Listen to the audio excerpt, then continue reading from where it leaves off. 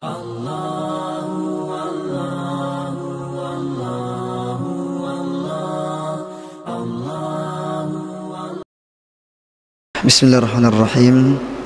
Assalamualaikum warahmatullahi wabarakatuh. Alhamdulillahi rabbil alamin.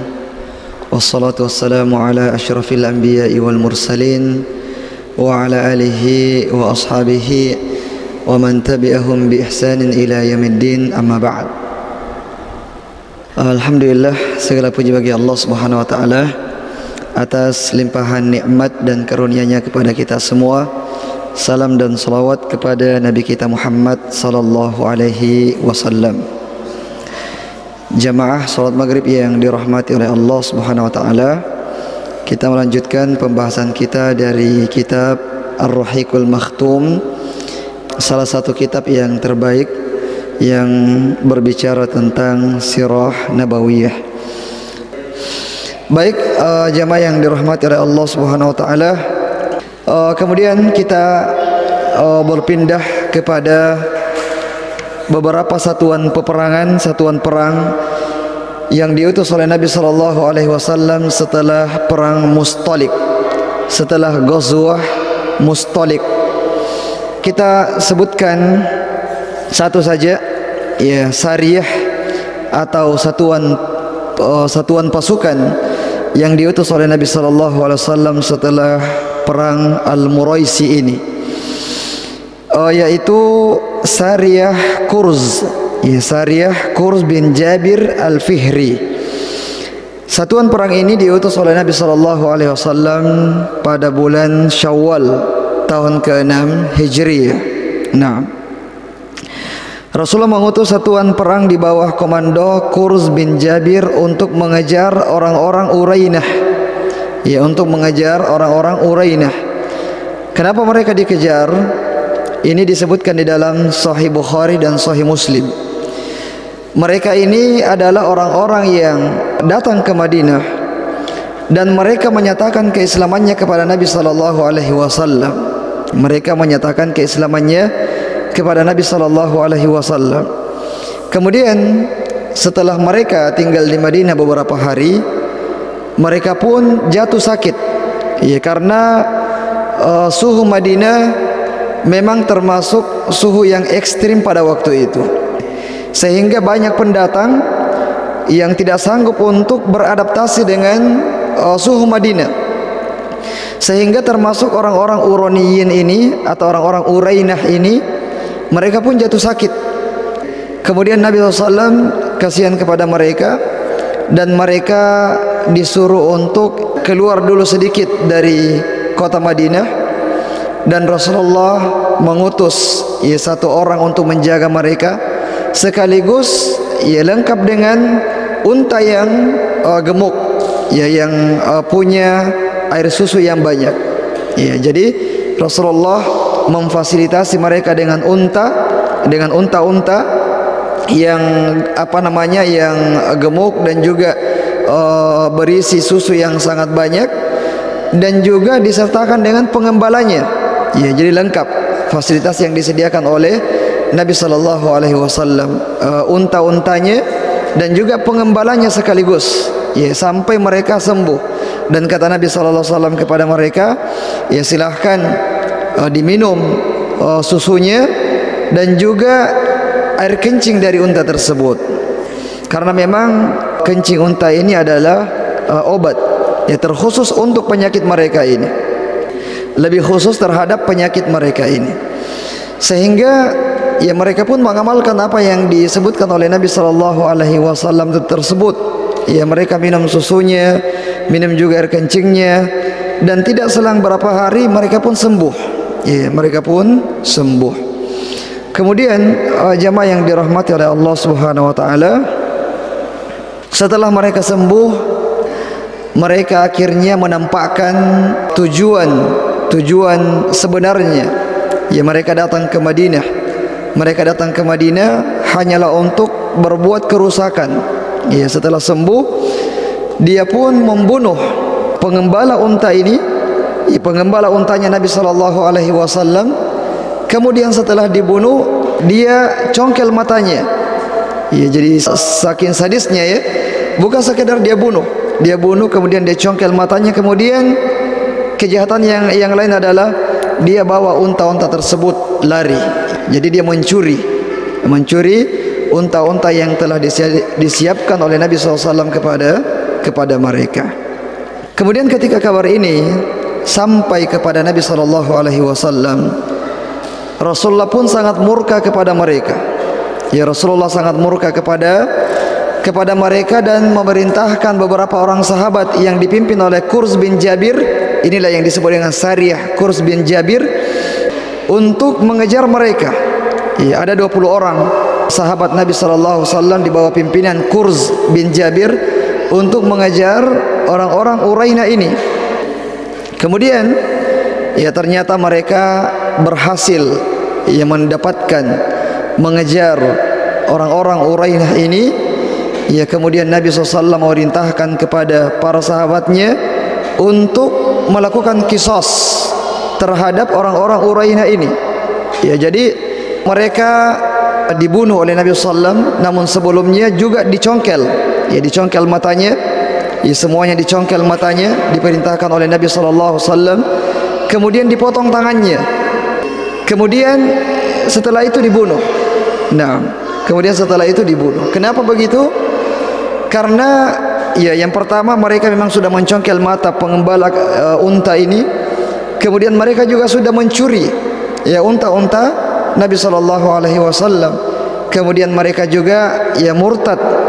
Ya, kalau memang mereka benar-benar masuk Islam awalnya, mereka disebut dengan orang yang murtad. Ya, tapi kalau memang ternyata memang dari awal hanya sekedar kepura-puraan, ya mereka juga sudah berhak untuk dibunuh karena mereka telah membunuh seorang muslim. Nah, jadi ya ini adalah keputusan yang disebutkan oleh Nabi SAW kepada orang-orang Urainah ini, dan ini merupakan ya sesuatu yang sangat wajar yang dilakukan oleh Rasulullah SAW. Apatah lagi kalau mereka dibiarkan pada waktu itu, maka dikhawatirkan akan semakin banyak orang-orang yang akan berbuat sewenang-wenang kepada kaum muslimin. Tapi kalau mereka mendengar kabar bahwasanya balasan bagi orang-orang yang berbuat ya sewenang-wenang kepada kaum muslimin adalah sangat keras, maka mereka akan berpikir ya kalau mereka mau untuk berbuat seenaknya kepada kaum muslimin. Nah, kemudian jamaah yang dirahmati oleh Allah Subhanahu wa taala, ya kita pindah ke judul berikutnya, yaitu perjanjian Hudaybiyah. Ya, perjanjian Hudaybiyah. Ketika Rasulullah SAW berada di Madinah, Rasulullah melihat di dalam mimpinya bahwasanya Rasulullah masuk ke Masjidil Haram bersama para sahabatnya. Ya, beliau tawaf kemudian bertahallul. Ya, beliau tawaf dan bertahallul bersama sahabat-sahabatnya. Nah, kemudian Rasulullah pun menceritakan mimpi ini kepada sahabat-sahabatnya, dan para sahabat yang menyambut dengan gembira. Ya, menyambut dengan gembira mimpi Nabi sallallahu alaihi wasallam ini, dan mereka menyangka bahwasanya takwil mimpi Rasulullah adalah mereka akan melakukan tawaf, mereka akan umrah pada tahun itu juga. Nah, ini prediksi para sahabat. Meskipun yang ditawilkan oleh Nabi SAW adalah bahwasanya kaum muslimin ini akan melakukan umrah. Kapan waktunya tidak disebutkan oleh Nabi SAW. Namun para sahabat berfikir bahwasanya ya takwil mimpi ini adalah tahun ini. Dan Rasulullah pun berharap semoga tahun ini umrah tersebut.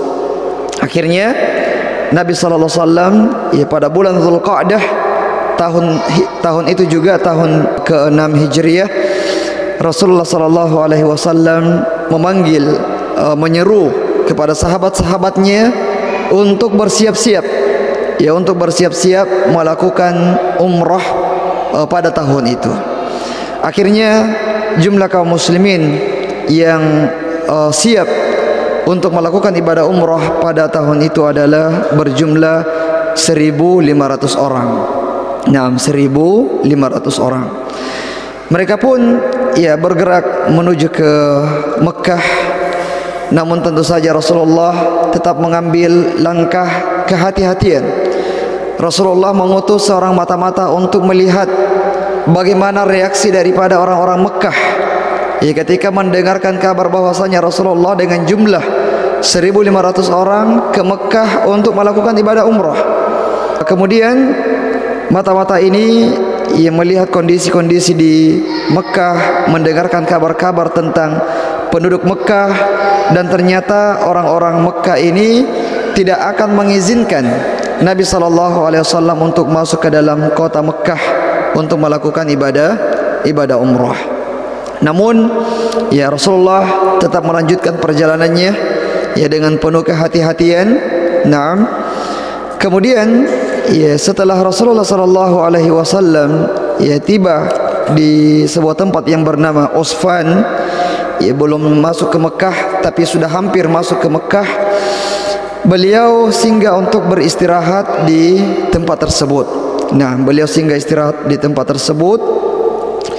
Kemudian orang-orang Quraisy yang mendengarkan kabar tentang keberadaan Nabi SAW di Usfan, yang sudah mau masuk di Mekah, maka mereka pun mengirim 200 pasukan berkuda di bawah pimpinan Khalid bin Walid untuk mencegat mereka. Ya, untuk mencegat mereka. Maka Khalid bin Walid pun memilih tempat yang tidak terlalu jauh dari Usfan. Bahkan mereka ya bisa memantau kaum muslimin.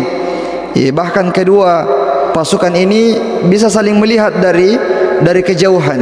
Nah, kemudian Khalid bin Walid dan pasukan-pasukannya, orang-orang Quraisy pada waktu itu, ya mereka tidak seberani sebelumnya.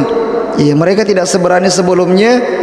Mereka juga ya sudah mulai untuk sangat berhati-hati kepada kaum muslimin. Ya, melihat peperangan-peperangan mereka yang terjadi dengan kaum muslimin. Ya, makanya Khalid bin Walid tidak serta-merta langsung menyerang kaum muslimin. Ya, tapi mengambil tempat yang agak jauh dari tempat beristirahatnya kaum muslimin. Ketika kaum muslimin salat duhur, ya kemudian dilihat, dipantau oleh orang-orang Quraisy, ya mereka mengatakan bahwasanya ini adalah kesempatan kita untuk menyerang kaum muslimin pada waktu mereka lengah. Ya, nanti pada waktu asar kita akan menyerang mereka. Dan ternyata sebelum masuk waktu asar itu Allah Subhanahu wa taala menurunkan ayat di dalam surah An-Nisa tentang salat khauf, tentang pensyariatan salat khauf. Ya, berbeda dengan di perang Ahzab sebelumnya pada tahun kelima, 1 tahun sebelumnya. Itu pada perang Ahzab belum dikenal, belum ada syariat salat khauf. Makanya ya Rasulullah sampai salat asarnya itu di waktu maghrib karena sibuk dengan berjaga-jaga ya kepada orang-orang Quraisy. Adapun pada tahun ke-6 ini Allah menurunkan syariat salat khauf, ya salat yang berbeda dengan tata cara salat kita biasanya. Ini untuk tetap memantau pergerakan musuh. Nah, untuk tetap memantau pergerakan musuh.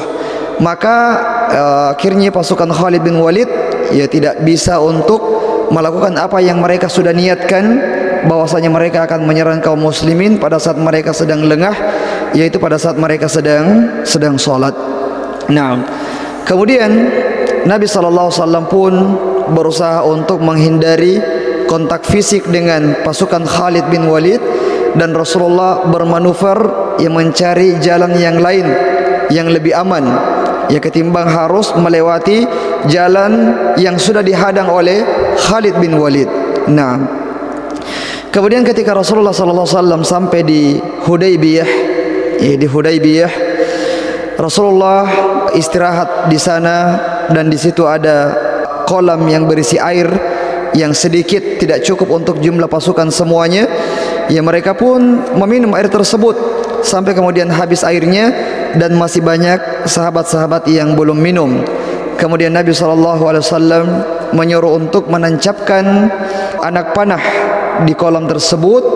kemudian Allah Subhanahu wa taala memancarkan air dari kolam tersebut dengan sangat derasnya. Dan ini merupakan di antara mukjizat Nabi sallallahu alaihi wasallam dalam peristiwa ini.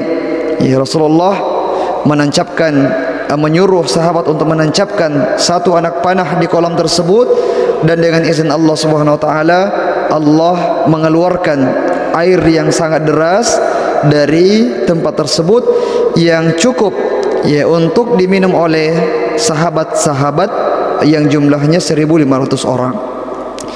Kemudian jamaah yang dirahmati oleh Allah Subhanahu wa taala, ketika Rasulullah berada di Hudaybiyah, datang Budail bin Warqa Al-Khuzai. Dia ingin menjadi perantara antara pasukan kaum muslimin dengan orang-orang Quraisy, untuk mencari jalan tengah di antara kedua belah pihak. Kemudian Rasulullah mengatakan kepada Budail, wahai Budail, sampaikan kepada orang-orang Quraisy, sekiranya mereka mau, maka bujuklah mereka agar mengizinkan kaum muslimin untuk umrah, untuk tawaf di Ka'bah. Namun jika mereka tidak mau dan mereka memilih pertempuran, mereka memilih peperangan dengan kami, maka demi zat yang jiwaku berada di tangannya, aku akan memerangi mereka habis-habisan hingga Allah memberikan keputusannya. Jadi ini keputusan yang disebutkan oleh Nabi SAW kepada Budail ini. Wahai Budail, sampaikan kepada orang Quraisy, izinkan kami untuk masuk ke Mekah, tawaf, umrah, kemudian pulang ke Madinah, atau kalau tidak, maka kita akan berperang dengan peperangan yang dahsyat. Kemudian Budail pun mendatangi orang-orang Quraisy dan menyampaikan apa yang dipesankan oleh Nabi SAW kepada mereka. Orang-orang Quraisy mendengarkan pernyataan tersebut, belum terlalu yakin. Kita sebutkan tadi bahwasanya orang-orang Quraisy ini, mereka itu sebenarnya gentar untuk berhadapan dengan kaum muslimin. Makanya mereka tidak langsung mempercayai berita tersebut. Mereka mengutus lagi seseorang untuk memastikan apakah memang benar seperti itu ataukah tidak. Maka diutuslah seorang yang bernama Mikraz bin Hafs untuk memastikan berita tersebut. Dan ternyata ketika sampai kepada Nabi, Nabi mengatakan perkataan yang sama yang disampaikan kepada Budail, tidak ada bedanya. Kemudian dia pun kembali menyampaikan hal tersebut kepada orang-orang Quraisy. Kemudian jamaah yang dirahmati oleh Allah Subhanahu wa taala, ketika mereka orang-orang Quraisy mendengarkan bahwasanya sudah bulat tekadnya kaum muslimin untuk umrah, atau kalau tidak maka peperangan yang menjadi alternatif keduanya, sehingga salah seorang di antara mereka mau mengulur atau mau menghindarkan peperangan ini. Karena orang-orang Quraisy juga tidak mau mengizinkan Rasulullah untuk umrah, untuk masuk ke Mekah. Akhirnya salah seorang di antara mereka ingin menengahi, jangan terburu-buru untuk diputuskan peperangan. Akhirnya dia pun minta izin kepada orang-orang Quraisy. Dia Urwah bin Mas'ud, dia mengatakan, utus saya untuk berunding, untuk berunding dengan kaum muslimin, untuk berunding dengan kaum muslimin. Maka orang-orang Quraisy pun mengizinkannya. Kalau dulu tidak ada perundingan langsung, pokoknya langsung peperangan. Kalau sekarang ini orang-orang Quraisy sudah gentar. Kalau ada yang mengusulkan mau menjadi mau mengusulkan untuk menjadi utusan untuk berunding, maka mereka akan sangat senang. Akhirnya mereka menyetujui, silahkan Urwah bin Mas'ud datang kepada kaum muslimin, temui Muhammad. Kemudian dia pun bertemu dengan Rasulullah sallallahu alaihi wasallam, menyampaikan pendapatnya kepada Rasulullah agar menghindarkan peperangan ini. Kemudian dia mengatakan, demi Allah, wajah-wajah yang saya lihat ini adalah manusia biasa. Yang dia maksud adalah para sahabat. Ya, wajah-wajah yang saya lihat ini adalah manusia biasa. Mereka akan lari meninggalkan kamu seorang diri, wahai Muhammad. Ya, mendengarkan hal tersebut, Abu Bakar As-Siddiq radhiyallahu an menanggapinya dan mengatakan, kalian jilati saja air kencing berhala Lata, adapun kami tidak akan meninggalkan Rasulullah sallallahu alaihi wasallam. Ya, dia tanggapi dengan tanggapan yang keras kepada Urwah bin Mas'ud. Kemudian Urwah bin Mas'ud ini dia memang sengaja memancing sikap dari kaum muslimin. Ketika dia berbicara dengan Rasulullah, sekali-kali dia memegang jenggot Rasulullah sallallahu alaihi wasallam. Melihat hal tersebut, seorang sahabat yang bernama Mughirah bin Syu'bah, dia pun ketika Urwah bin Mas'ud mau memegang lagi jenggot Nabi sallallahu alaihi wasallam, dia pun meletakkan pedangnya di tangannya Urwah bin Mas'ud. Hati-hati, hati-hati wahai Urwah, sekali lagi saya potong tanganmu.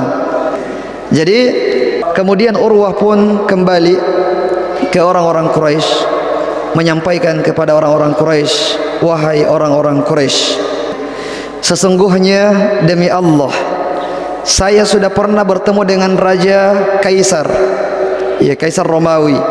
Saya sudah pernah bertemu Kisra Persia, rajanya Persia. Saya sudah pernah bertemu Raja Najasyi. Namun saya tidak pernah melihat seorang pemimpin yang disanjung oleh sahabat-sahabatnya, oleh pengikut-pengikutnya, melebihi sanjungannya para pengikut Muhammad kepada Muhammad.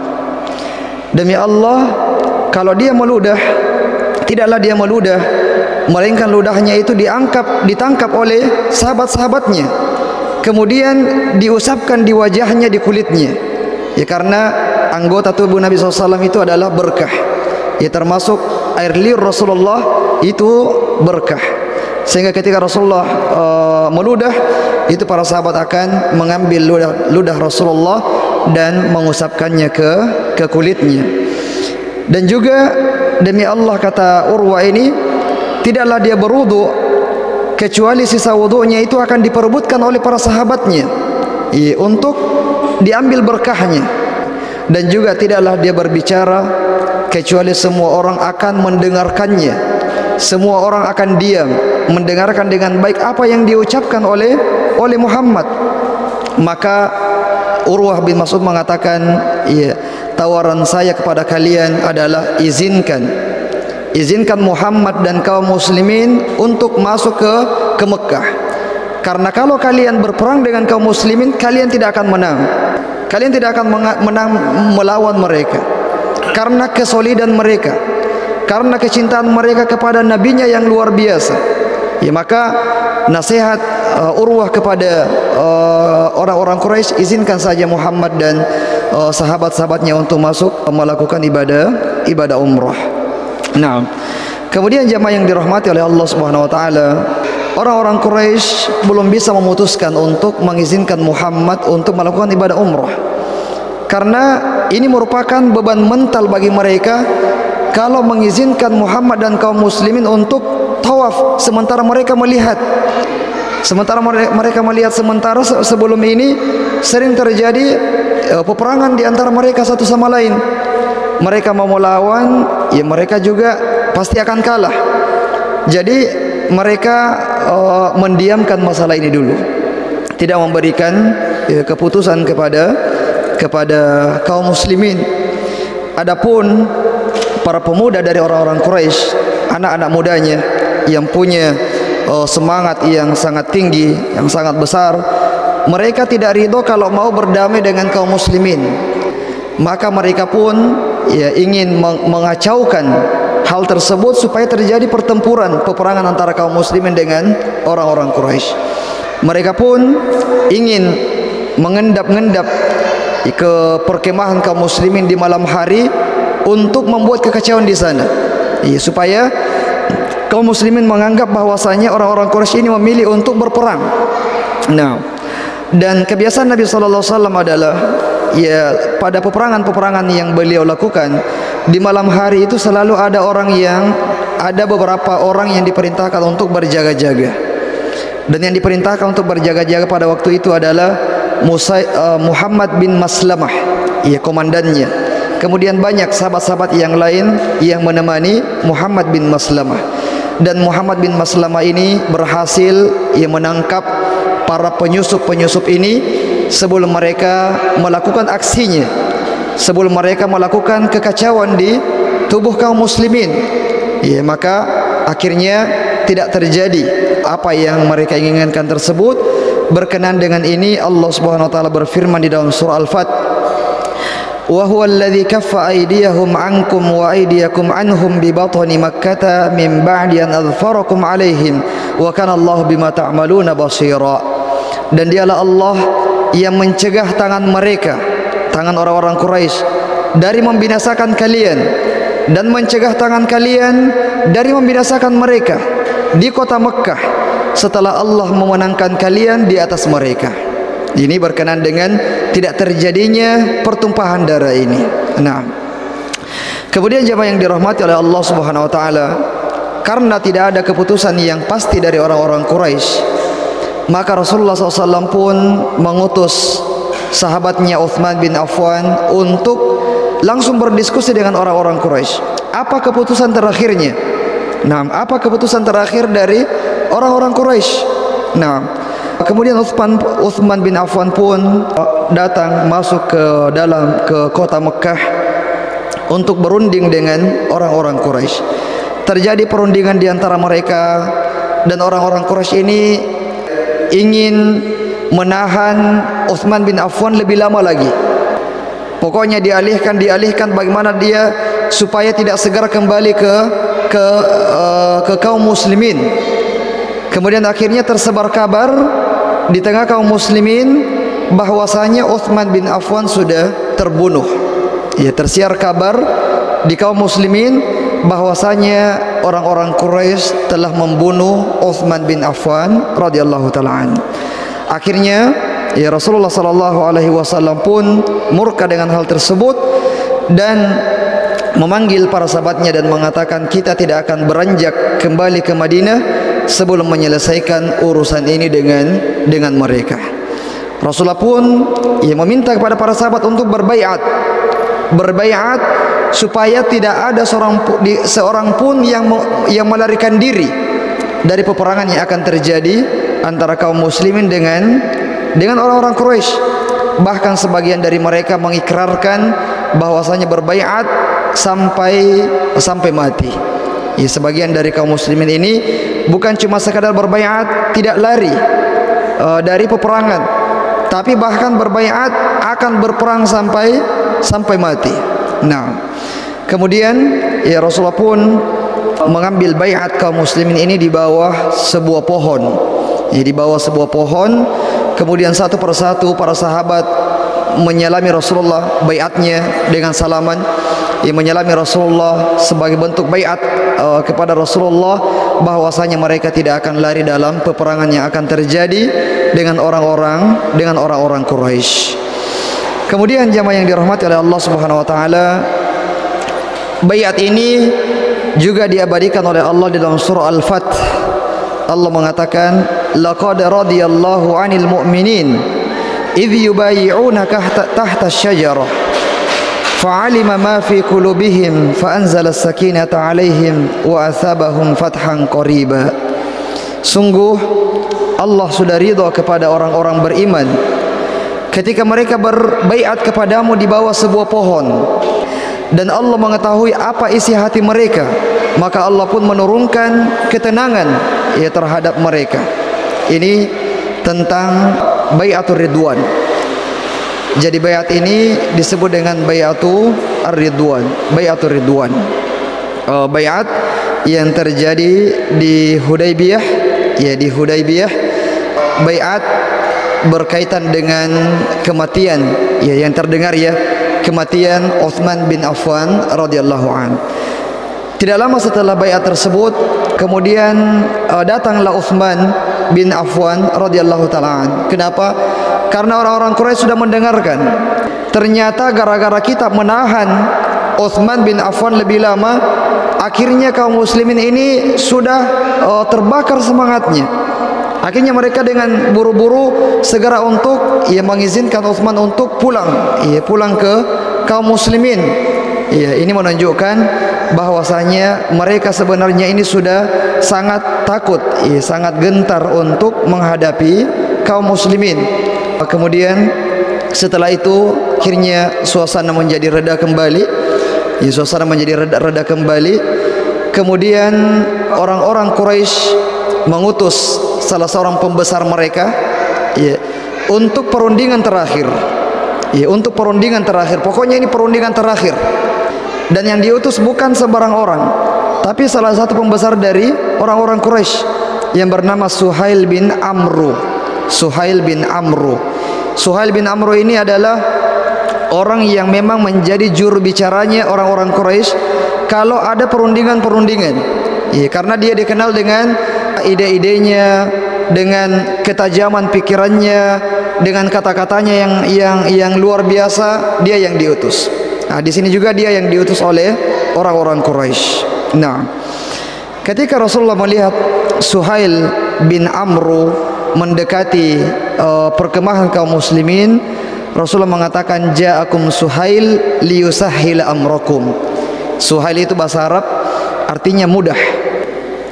Rasul mengatakan, datang Suhail kepada kalian untuk memudahkan urusan kalian. Untuk memudahkan urusan kalian. Akhirnya Rasulullah pun berunding dengan Suhail dan ada poin-poin yang mereka sepakati. Poin yang pertama adalah tahun ini, tahun ke-6 Hijriah, kaum muslimin tidak boleh melakukan umrah. Nanti umrah tahun depan. Tahun depan tidak ada masalah, silakan umrah tahun depan. Kalau tahun ini jangan dulu. Nah, Rasulullah sepakat dengan hal ini. Kemudian yang kedua, usulan dari Suhail bin Amru, kita gencatan senjata selama 10 tahun. Tidak ada peperangan di antara kita selama 10 tahun ini. Untuk mewujudkan keamanan antara orang Mekah dan orang-orang Madinah. Jadi mereka yang menawarkan untuk gencatan senjata terhadap kaum muslimin. Rasulullah pun menyepakatinya. Kemudian usulan Suhail yang ketiga, siapapun yang ingin menjalin persekutuan dengan Muhammad kaum muslimin, maka silahkan bergabung dengannya. Dan sebaliknya, siapapun yang mau menjalin persekutuan dengan orang-orang Quraisy, maka silahkan bergabung dengan orang-orang Quraisy. Maka Bani Khuza'ah dia bersekutu dengan Rasulullah sallallahu alaihi wasallam, dan Bani Bakar dia bersekutu dengan orang-orang Quraisy. Ini kita perlu sebutkan karena kenapa? Karena nanti perjanjian ini akan berakhir dengan perkhianatan dari salah satu kabilah ini. Jadi kabilah Khuza'ah dia menjadi sekutu Nabi sallallahu alaihi wasallam, sementara kabilah Bakar dia bersekutu dengan orang-orang Quraisy. Nanti di kemudian hari ternyata ada yang berkhianat di antara mereka ini, akhirnya hangus perjanjian ini. Nah, kemudian yang keempat adalah siapa saja yang lari dari orang-orang Quraisy dan bergabung ke Muhammad tanpa izin walinya, maksudnya hijrah ke Madinah. Siapa saja orang-orang Quraisy di Mekah yang pergi ke Madinah tanpa izin dari walinya, maka harus dikembalikan, jangan diterima di Madinah. Tidak boleh diterima di Madinah. Dan sebaliknya, kalau ada kaum muslimin yang pergi ke Mekah, kembali ke Mekah keluarganya, maka tidak dikembalikan ke Madinah. Jadi secara zahir ini tidak adil. Karena kalau ada orang Mekah ke Madinah, maka orang Madinah tidak boleh menerimanya. Kalau tidak diterima di Madinah, pasti akan kembali ke Mekah. Tapi sebaliknya, kalau ada orang-orang Madinah yang pergi ke Mekah, maka diterima di Mekah dan tidak dikembalikan ke Madinah. Ini secara zahirnya zalim, tidak adil. Tapi Rasulullah sepakat dengan permintaan Suhail ini. Jadi 4 poin ini yang mereka sepakati. Meskipun kaum muslimin, hampir secara keseluruhan kaum muslimin merasa berat hati dengan keputusan ini. Mulai dari poin pertama, mereka tidak umrah tahun ini, umrah tahun depan. Padahal kaum muslimin ini mereka sudah siap sekali untuk berperang. Mereka sudah siap sekali untuk umrah. Kalau konsekuensinya adalah berperang, kita berperang. Iya. Tapi Rasulullah ternyata malah sepakat dengan usulan tersebut. Apalagi dengan yang keempat, yang mereka berat hati, ini tidak adil ini. Ya, tapi Rasulullah menangkan mereka. Ini adalah keputusan yang datang dari Allah Subhanahu wa taala. Setelah keputusan itu bahasa kita ditandatangani oleh kedua belah pihak, datanglah Abu Jandal bin Suhail. Abu Jandal bin Suhail, anaknya Suhail bin Amru. Abu Jandal ini adalah kaum muslimin yang dimana dia sejak awal keislamannya dia ditekan oleh ayahnya, dipenjara oleh ayahnya, tidak boleh hijrah. Dipenjara oleh ayahnya, tidak bisa hijrah. Di kakinya itu dirantai. Ketika dia mendengarkan kabar kaum muslimin dekat dari Mekah, maka dia pun menyusup untuk bertemu dengan kaum muslimin. Tapi qadar Allah, setelah dia sampai di perkemahan kaum muslimin, perjanjiannya sudah ditandatangani. Akhirnya Amr mengatakan, wahai Muhammad, ingat perjanjian kita. Kalau ada orang Mekah yang mau bergabung denganmu di Madinah, jangan diterima. Akhirnya Abu Jandal ditolak oleh Rasulullah SAW. Akhirnya Abu Jandal dengan segala kesedihannya kembali ke Mekah. Sangat sedih. Padahal kesempatan ini dia berhijrah. Akhirnya dia pun tidak jadi hijrah dan kembali ke Madinah, ke Mekah. Kemudian jamaah yang dirahmati oleh Allah Subhanahu wa taala, yang terakhir karena waktu sudah masuk. Setelah itu Rasulullah pun bangkit dan menyembelih hewan kurbannya, karena orang umrah kadang membawa hewan untuk disembelih. Kemudian harus juga mencukur tahallul. Tahallul meskipun tidak jadi umrah, yang penting sudah niat. Wa atimul hajj wal umrata lillah. Sempurnakan haji dan umrah karena Allah. Jadi haji dan umrah itu harus disempurnakan, tidak boleh dibatalkan di tengah jalan. Kalau batal di tengah jalan, tetap harus tahallul. Dan apa konsekuensinya? Bayar dam, sembelih hewan, sembelih kambing sebagai konsekuensinya karena tidak jadi umrah atau tidak jadi haji. Kemudian Rasulullah memerintahkan kepada sahabat, wahai para sahabat, lakukan sembelih hewan kurban kalian dan cukur rambut kalian. Tidak ada yang mau, berat hati semua. Sampai sekarang para sahabat itu belum bisa menerima, belum move on dengan perjanjian ini. Rasulullah sedih masuk ke tendanya, bertanya kepada Ummu Salamah, wahai Ummu Salamah, seperti ini yang terjadi di luar. Ummu Salamah mengatakan, wahai Rasulullah, kalau kamu mau mereka sembelih semua hewannya dan mencukur rambutnya, maka keluarlah, jangan berkata-kata, jangan bicara, langsung sembelih ke hewan kurbanmu dan cukur rambutmu. Akhirnya Rasulullah menerima usulan dari istrinya Ummu Salamah, dan setelah itu sahabat-sahabat semuanya tanpa diarahkan, mereka langsung mencukur rambut-rambut mereka dan menyembelih hewan-hewan mereka. Nah, jadi ini yang terjadi kepada para sahabat. Meskipun mereka awalnya berat hati, tapi pada akhirnya mereka sami'na wa ata'na. Mereka mendengarkan dan taat kepada Rasulullah sallallahu alaihi wasallam. Tapi saya kira ini jamaah yang dirahmati oleh Allah Subhanahu wa taala, apa yang bisa kita sampaikan, dan insyaallah perjanjian Hudaybiyah masih ada sedikit yang tersisa akan kita sampaikan pada pertemuan berikutnya.